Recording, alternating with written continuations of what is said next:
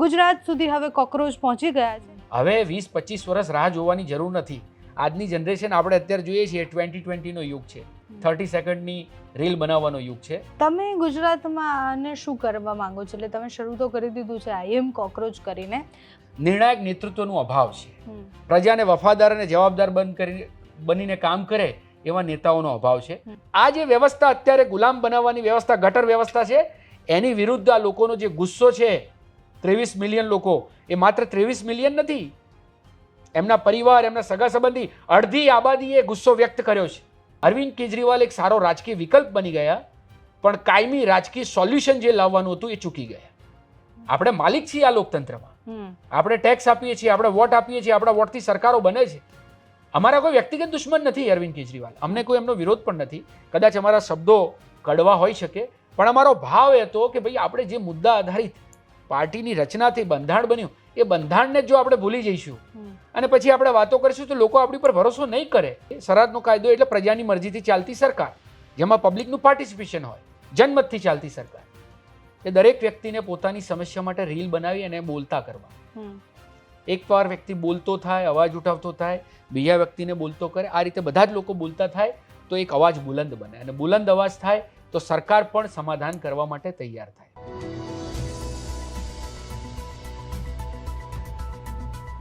Cockroach જનતા party ચારેય બાજુ ખૂબ ચર્ચાઓ થઈ, સોશિયલ મીડિયા પર જેટલા ફોલોવર્સ બન્યા, જે મેનિફેસ્ટો હતા એટલે જે વાત કરવામાં આવી હતી, ઝેન્ઝીની વાત હતી, ગુજરાત સુધી હવે કોકરોચ પહોંચી ગયા છે. અને એટલે હું કહેવા એ માંગુ છું કે ગુજરાતમાં પણ કોકરોચ જનતા પાર્ટીનો ઉદય થઈ ગયો છે.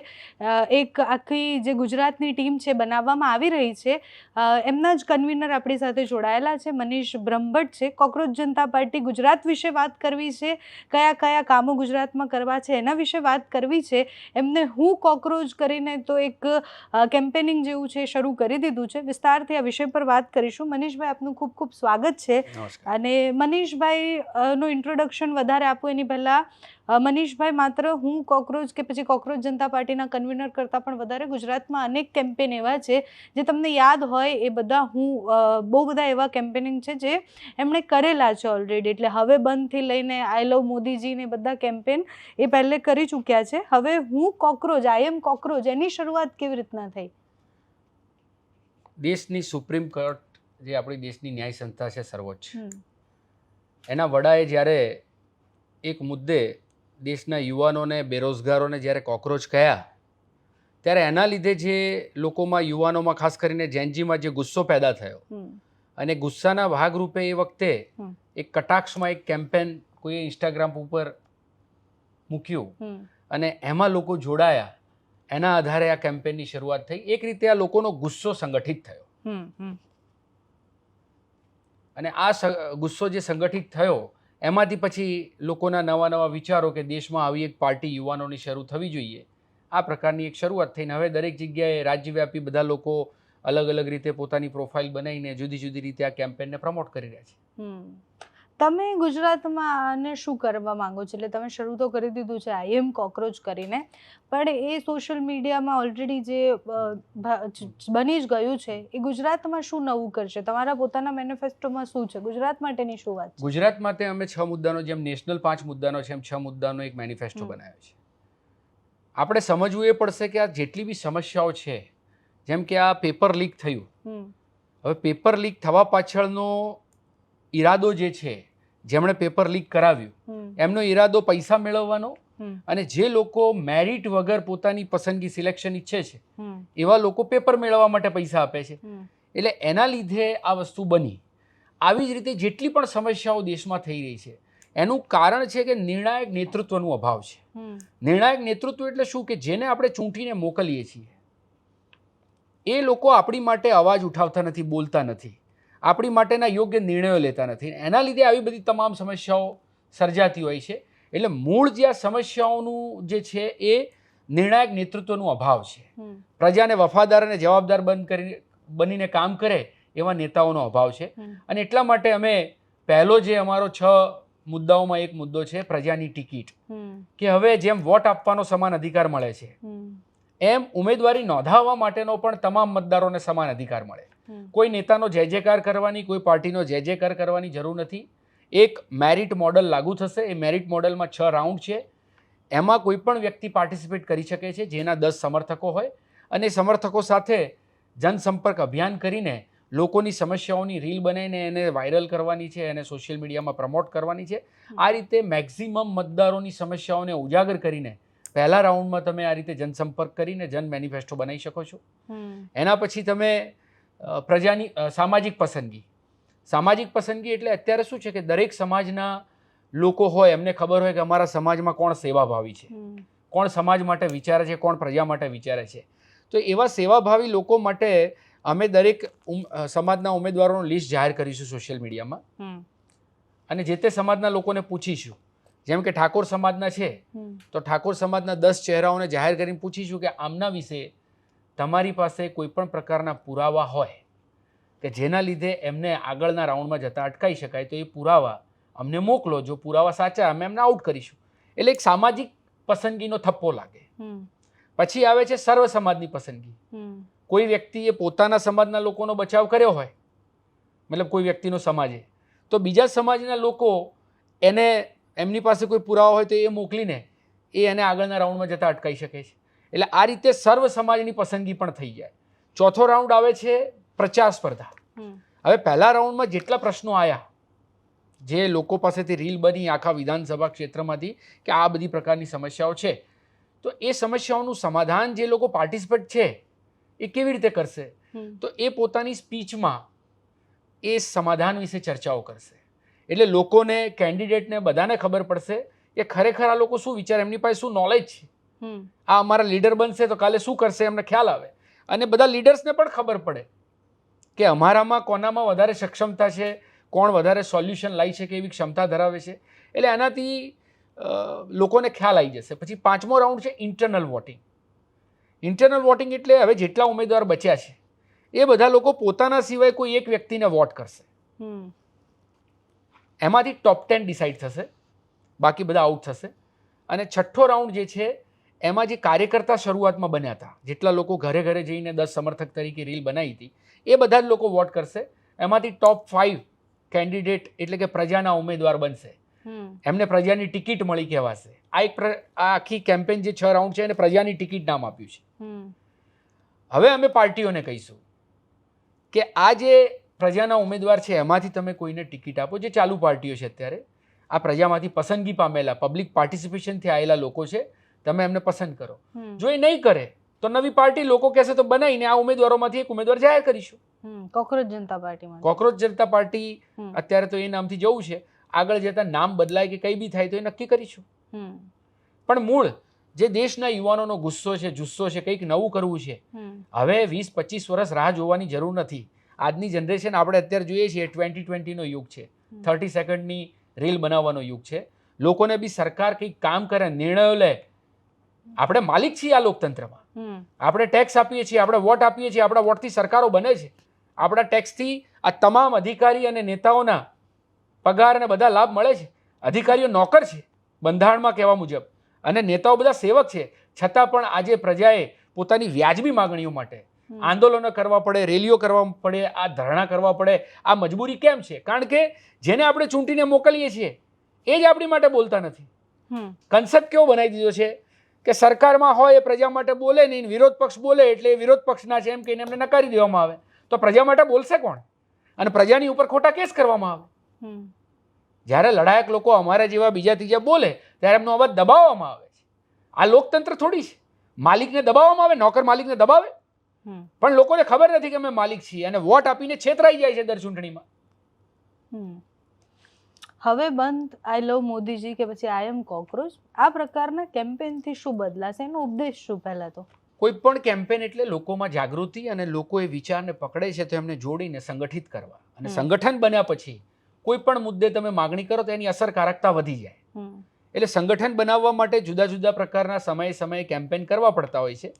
અમે જે પણ કેમ્પેન કર્યા છે એનો મૂળ ઉદ્દેશ લોકોને જાગૃત કરવા, સંગઠિત કરવા, અને પોતે માલિક છે આ લોકતંત્રમાં, લોકશાહીમાં રાજા છે એ ફીલ કરાવવા માટે અમે અમારી ક્ષમતા પ્રમાણે જેટલા પણ પ્રયાસ થયા છે ગુજરાતમાં કર્યા છે. રિઝલ્ટ શું મળ્યા આ બધા કેમ્પેનિંગ? રિઝલ્ટમાં ઘણા બધા મુદ્દે સફળતા મળી છે. જેમ કે તમે ફી કંટ્રોલ ઓથોરિટીનો કાયદો બન્યો તો અમે શિક્ષણ માફિયા જે છે એમની વિરુદ્ધ કેમ્પેન ચલાવ્યું હતું કે સ્કૂલો બેફામ ફીઓ ઉઘરાવે છે, વાલીઓને વિદ્યાર્થીઓને ગમે તે રીતે હેરાન કરે છે. તો શિક્ષણ એ દરેકનો મૂળભૂત અધિકાર છે અને એને વેપાર બનાવવો ના જોઈએ.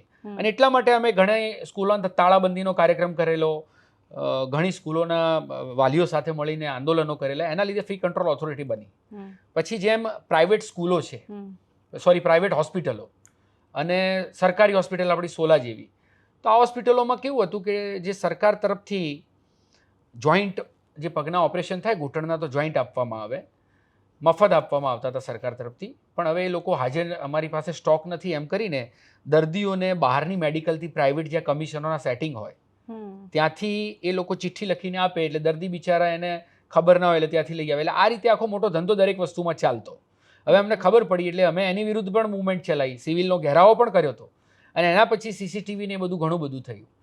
અમે બિલ્ડર માફિયા વિરુદ્ધ પણ મૂવમેન્ટ ચલાવી હતી કે ભાઈ બિલ્ડરો ઘણીવાર કોઈ ને ફ્લેટ આપે છે કે મકાન આપે છે તો એની સાથે છેતરપિંડીઓ થાય છે, એને જે કમિટમેન્ટ કર્યા હોય ફૂલફિલ નથી થતા. તો આ બધી બાબતો માટે પણ અમે સ્ટિંગ ઓપરેશન અને આ બધી ઘણી બધી બાબતોના ઓપરેશન ચલાવ્યા હતા. એના પછી એમાં પણ રેરા જેવાને ઘણા બધા સુધારો થયા છે. તો કોઈ પણ કેમ્પેન કે મૂવમેન્ટથી લોકોમાં જાગૃતિ આવે છે અને ક્યાંક વધતા ઓછા અંશે સરકારે એનો સ્વીકાર કરીને સુધારા તો કરવા જ પડે છે. તો આપણે સમયે સમયે મુદ્દાઓ બદલાતા રહે છે, પણ મૂળ જે સમસ્યા છે એનું સમાધાન કઈ રીતે લાવવું એના પ્રયાસ અમે કર્યા છે અને એમાં સફળતા મળી છે. મનીષભાઈ, કોકરોચ જનતા પાર્ટી આવી એના 2 જ દિવસમાં એના જેટલા ફોલોઅર્સ આવ્યા, 2 દિવસ પછી બધા જ કનેક્શનો શોધવામાં આવ્યા. એની પાછળ આમ આદમી પાર્ટી અને આમ આદમી પાર્ટીની બી ટીમ છે એવું કહેવામાં આવ્યું. તમે પોતે આમ આદમી પાર્ટીમાં શરૂઆતમાં હતા અને તમે અત્યારે નથી આમ આદમી પાર્ટીમાં એવું તમે કહો છો. આની પાછળ આમ આદમી પાર્ટી કે કોઈ કનેક્શન, તમે આખી ચળવળ શરૂ કરી છે એનો મુખ્ય ઉદ્દેશ શું છે અને શું બદલવું છે તમારે એનાથી, કે પછી આમાં આમ આદમી પાર્ટી સાથે તમે પણ જોડાયેલા છો? સૌથી જૂની પાર્ટી કઈ હતી? કોંગ્રેસ હતી. ત્યારે બીજી પાર્ટીઓનું અસ્તિત્વ નહોતું. મોટાભાગના બધા કોંગ્રેસમાંથી આવી અને જુદી જુદી પાર્ટી, લાલુ પ્રસાદ હોય, મુલાયમસિંહ, બધાએ ક્યાંક ને ક્યાંક, શરદ પવાર હોય, તો એ બધાએ ક્યાંક ને ક્યાંક કોંગ્રેસમાં જ હતા. હવે જ્યારે કોઈ પાર્ટીમાં કોઈ છે અને એની સાથે એને કોઈ વિચારધારાની રીતે કે બીજી ત્રીજી રીતે કોમ્પ્રોમાઇઝ થતું લાગે અથવા તો કંઈક નવા વિચારો સાથે કંઈક નવું કરવું છે, તો કોઈ પાર્ટીમાં જોડાયેલું હતું એના લીધે એને નવા વિચારો અમલમાં નહીં મૂકવા કે લોકો સામે નહીં જવું, એવું તો હોય નહીં. બીજું કે આમ આદમી પાર્ટી એમાં આંદોલન જ્યારે ઇન્ડિયા અગેન્સ્ટ કરપ્શન હતું ત્યારે ગુજરાત કન્વીનર તરીકે બહુ નજીકથી મેં અરવિંદ કેજરીવાલ સાથે કામ કર્યું છે. જ્યારે ગાઝિયાબાદ ફ્લેટમાં પ્લાસ્ટિકની ખુરશીઓ હતી ને 4-5 લોકો બેસતા હતા ને, કોઈ નહોતું, ત્યારે અરવિંદને અમે મળવા ગયા ત્યારે એમણે કન્ટેન્ટ રાઇટર ગુજરાતમાંથી અમને કે આપો, આઈટી સેટઅપ અમે ગુજરાતમાંથી આપ્યો. અહીંયા આઈઆઈએમમાં મેં જનલોકપાલ બિલ વિશે પહેલી વિડીયો કોન્ફરન્સ કરી અને આંદોલનનો દોર ચાલુ હતો. એ દરમિયાનમાં લવાડ ખાતે ખેડૂતોની જમીન અધિગ્રહણનું, જે રક્ષા યુનિવર્સિટી માટે અધિગ્રહણ કરવામાં આવી હતી, એનું આંદોલન શરૂ થયું. અરવિંદ કેજરીવાલ એ મુદ્દે આવેલા અને સાબરમતીની એક્ઝેક્ટ સામે અમે આ બાબતની ચર્ચાઓ માટે બેઠા. ત્યારે અરવિંદે મને પૂછ્યું કે મનીષ अब आगे क्या करना चाहिए? मैं आंदोलन बंद कर दो. मन के आंदोलन बंद करेंगे तो क्या करेंगे? मैं आंदोलन आवाज है, उपाय नहीं है. जिनको हम चुन के भेजते हैं उनके खिलाफ, हम मालिक है तो उनके खिलाफ हमें आंदोलन करना पड़े, ऐसी मजबूर व्यवस्था हमें स्वीकार नहीं होनी चाहिए. इसीलिए हमें अपनी व्यवस्था बनानी है जिसमें जनता हाईकमान हो, जनता की मर्जी से कैंडिडेट का चयन हो, जनता की मर्जी से मैनिफेस्टो बने और पूरी सरकार जनता की मर्जी से काम करे, कानून बनाए, योजना बनाए. એટલે એને આઈડિયા ગમ્યો અને કીધું કે મનીષ જોરદાર આઈડિયા છે, એનું પ્રેઝન્ટેશન આપ્યું, ડિટેલમાં આપ્યું. એ વખતે અમે 2012માં ચૂંટણી આંદોલન નામથી કેમ્પેન ચાલુ કરેલું. અમે કીધું ચૂંટણીને જ આંદોલન બનાવવું જોઈએ, બીજા આંદોલનો કેમ કરવા જોઈએ, આપણે માલિક છીએ. એટલે પછી અરવિંદ કેજરીવાલે વીસીઆરને સ્વીકાર્યો, ડિટેલમાં પ્રેઝન્ટેશન જોયું ને એના પછી આપણે પાર્ટી બનાવી. આખું બંધારણ એ વિચાર મુજબ બની. અરવિંદ કેજરીવાલ પણ એ વાત કબૂલે છે. પણ પછી શું થયું કે પહેલી સરકાર બની અને એના પછી અરવિંદ કેજરીવાલે કહ્યું કે પૂર્ણ રાજ્યનો દરજ્જો નથી દિલ્હીમાં, એટલે અમે સ્વરાજનો કાયદો નહીં બનાવી શકીએ. સ્વરાજનો કાયદો એટલે પ્રજાની મરજીથી ચાલતી સરકાર, જેમાં પબ્લિકનું પાર્ટિસિપેશન હોય, જનમતથી ચાલતી સરકાર. હવે એમાં એ દિલ્હીમાં પૂર્ણ રાજ્ય નથી એમ કરીને એમણે એ વસ્તુ તો કેન્દ્ર સરકાર ઉપર ઢોળી દીધી. પણ પછી જ્યારે પંજાબમાં સરકાર બની તો તમે અત્યારે સ્વરાજનો કાયદો બનાવી શકો એમ છો. પણ એની જગ્યાએ અરવિંદ કેજરીવાલે પણ એક મોકા કેજરીવાલ કો પોતાને હાઈકમાન્ડ બનાવી લીધી. એટલે પ્રજા સાથેનો સૌથી મોટો દ્રોહ છે. અને એટલા માટે અમે અરવિંદ કેજરીવાલની વિરુદ્ધમાં પણ ગુજરાતમાં અરવિંદ કેજરીવાલ આઝાદ ભારતના સૌથી મોટા વિશ્વાસઘાતી છે એવું કેમ્પેન ચલાવેલું. અમારા કોઈ વ્યક્તિગત દુશ્મન નથી અરવિંદ કેજરીવાલ, અમને કોઈ એમનો વિરોધ પણ નથી.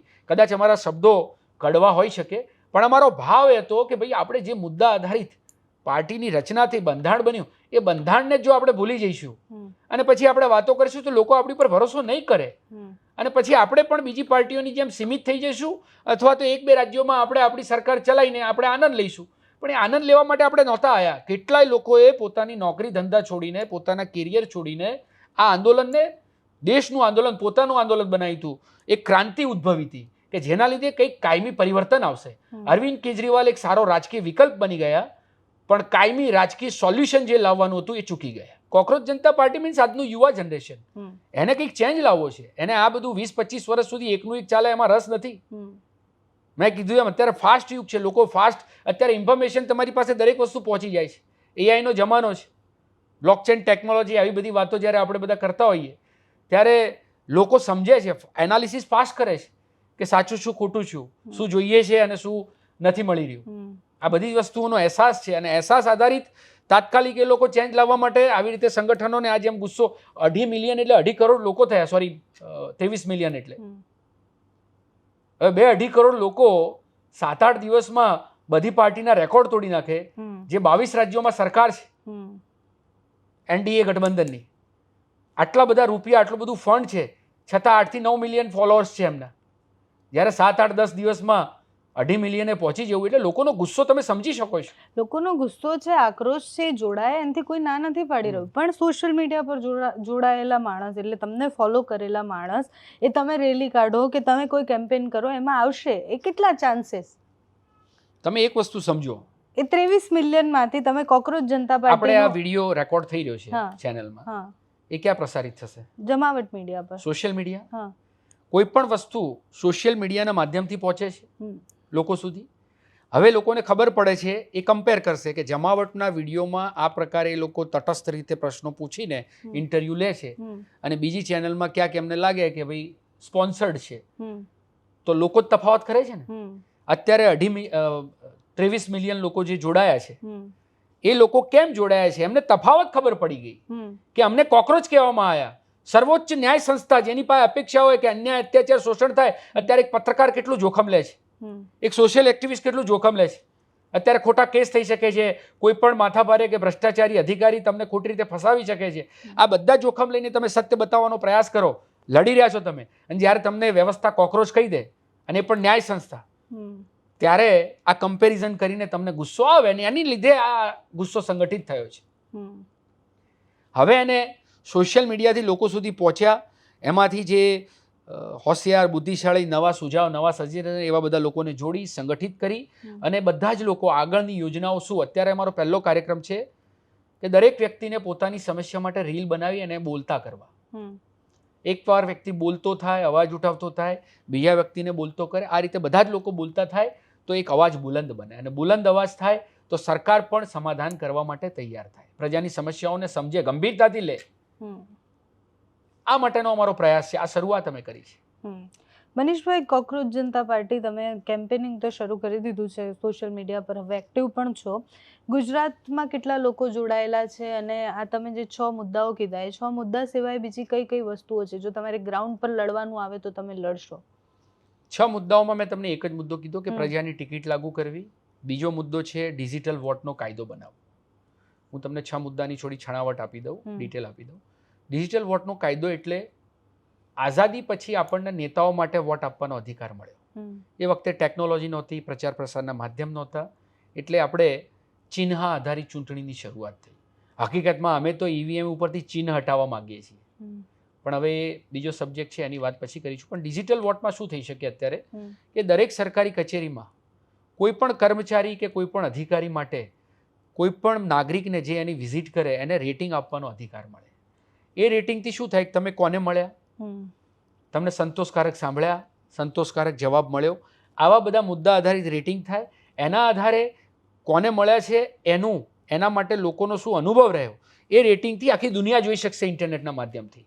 અને દર મહિનેનો રિપોર્ટ કાર્ડ, કેટલા લોકોએ વિઝિટ કરી અને કેટલા લોકો સેટિસ્ફેક્શન મળ્યું છે અને નથી મળ્યું, આ પ્રકારનો એક રિપોર્ટ જનરેટ થાય, એના આધારે ટ્રાન્સફર, પ્રમોશન, સસ્પેન્શન અને ડિસમિસલ બની શકે, ડિસમિસલ થઈ શકે, આવો કાયદો બની શકે.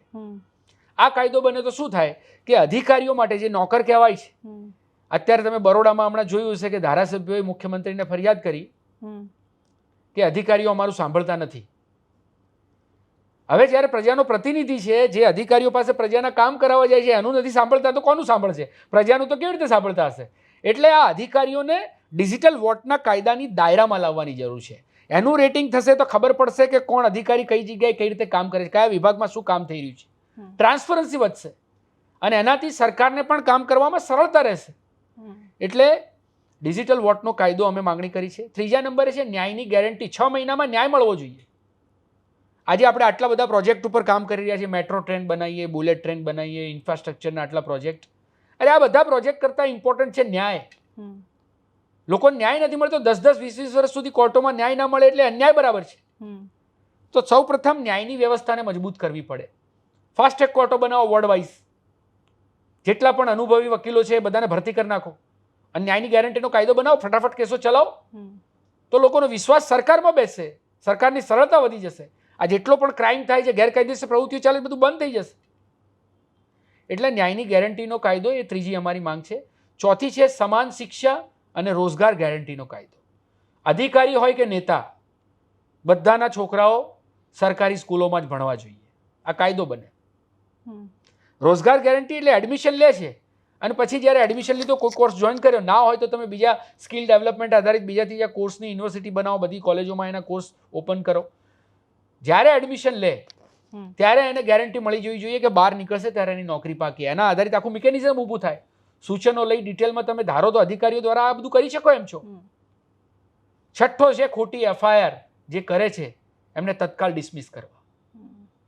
ઇન્ક્વાયરી કરી અને ઇન્ક્વાયરીમાં લોકોને જે ઇન્વોલ્વ કરી, પંચનામું કરીને ખબર પડે કે ભાઈ આમાં અધિકારીએ ઇરાદાપૂર્વક કોઈને ડરાવવા, દબાવવા ખોટી ફરિયાદ દાખલ કરી છે, તો તાત્કાલિક ડિસમિસ. આ કાયદો બની શકે. એનાથી શું થશે કે જે બોલે છે, અત્યારે તો કેવું થઈ ગયું છે કે જે બોલે, અવાજ ઉઠાવે, એની સામે કેસ કરીને એનો અવાજ દબાવે. સરકાર આવા કામ કરે? અધિકારી આવા કામ કરે? માલિકને નોકર દબાવે? મેં અહીંયા મારી હોટલ છે, કોઈ મેનેજરને હું પગાર આપું છું, એને મેં સીસીટીવી નંખાય, મેં કીધું જો ચોરી નહીં કરવાની, જુઠ્ઠું નહીં બોલવાનું, કોઈને હેરાનગતિ ના થાય એ બધું ધ્યાન રાખવાનું, આ બધું મેં કીધું હોય, અને છતાં પણ એ ચોરીઓ કરે, કોઈની હેરાનગતિ કરે, એટલે મારી આની સામે ધરણા કરવાના? શું કરવું જોઈએ? કાઢી મૂકવો પડે. એમ પોલીસ ઓફિસર, કમિશનર હોય કે કલેક્ટર હોય, દરેક અધિકારી પ્રજાના નોકર છે. એમનામાં એ ભાવ જગાડવાનો છે, ડર નથી બેસાડવાનો પ્રજામાં. પ્રજા અજ્ઞાન છે તો મા બાપ તરીકે આપણે બાળકને જેમ મોટું કરીએ એમ એને લોક શિક્ષા અભિયાનના કાર્યક્રમો ચલાવો, પણ એને ડરાવવા દબાવવાના પ્રયાસ ના કરી શકે. આ જે વ્યવસ્થા અત્યારે ગુલામ બનાવવાની વ્યવસ્થા, ગટર વ્યવસ્થા છે, એની વિરુદ્ધ આ લોકોનો જે ગુસ્સો છે, 23 મિલિયન લોકો, એ માત્ર 23 મિલિયન નથી, એમના પરિવાર, એમના સગા સંબંધી, અડધી આબાદીએ ગુસ્સો વ્યક્ત કર્યો છે. અને આવનારા સમયમાં જો આની આ જ વ્યવસ્થાઓ ડરાવવાની, દબાવવાની ચાલી તો આખો દેશ ગુસ્સે થશે.